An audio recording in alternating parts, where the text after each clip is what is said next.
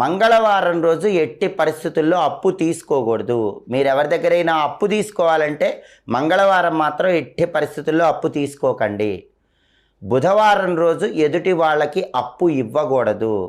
మనం బుధవారం రోజు అప్పు ఎవరికైనా ఇచ్చామనుకోండి, మన దగ్గర నుంచి లక్ష్మీదేవి వెళ్ళిపోతుంది.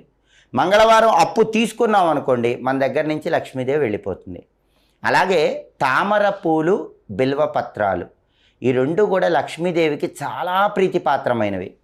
తామర పూలతో పూజ చేసేటప్పుడు, బిల్వపత్రాలతో పూజ చేసేటప్పుడు అవి నలగకుండా చూసుకోవాలి.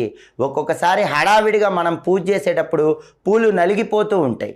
తామర పూలు ఎట్టి పరిస్థితుల్లో నలగకూడదు. మారేడు దళాలు ఎట్టి పరిస్థితుల్లో లక్ష్మీ పూజ చేసేటప్పుడు నలగకూడదు.